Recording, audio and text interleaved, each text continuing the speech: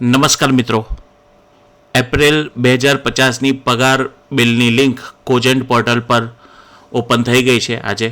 અને જે મેજર ફેરફાર છે એ આપણે કરવાનો છે એ 300ના બદલે 1000 મેડિકલ એલાઉન્સ કરાવી દેવાનું છે.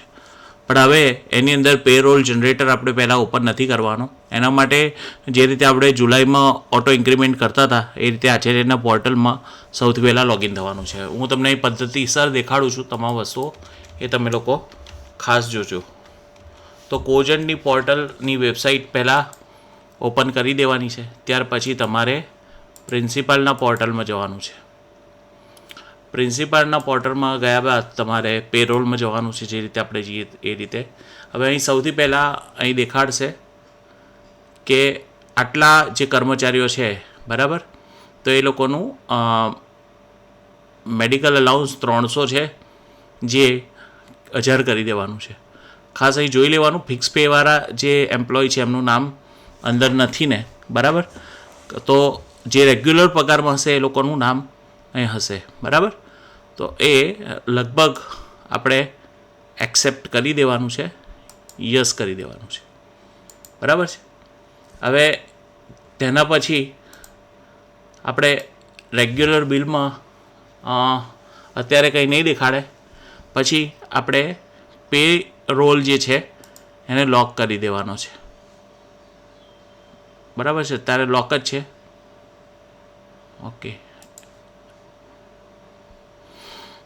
હવે પેરોલ જનરેટરમાં જોઈ દરેક કર્મચારીનું જે આપણે 1000 કર્યું કે નહીં એની ઇફેક્ટ થઈ છે કે નહીં એ જોવાની છે. ઓકે, તો એના માટે આપણે પેરોલ જનરેટરમાં જઈ અને ત્યાર પછી લોગિન કરવાનું છે. અને ત્યાર પછી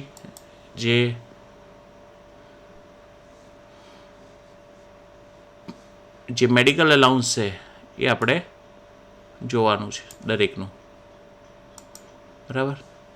તો અહીં દરેકનું આપણે મેડિકલ અલાઉન્સ જોઈ શકીએ છીએ કે દરેકનું મેડિકલ અલાઉન્સ 1000 થઈ ગયું હશે, બરાબર છે.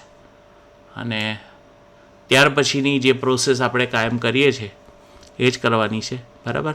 તો મેજર આટલો ચેન્જ છે એ તમારે કરવાનું છે. ત્યાર પછી જનરેટ પે બિલમાં જઈ અને પે બિલ જે છે એ તમારે જનરેટ કરી દેવાનું છે.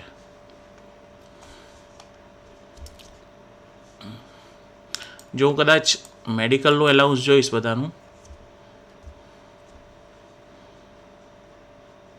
તો માર્ચની અંદર જે પગાર હશે એના કરતાં તમારો પગાર જે છે દરેક કર્મચારીનો એ વધી જશે. ઓકે,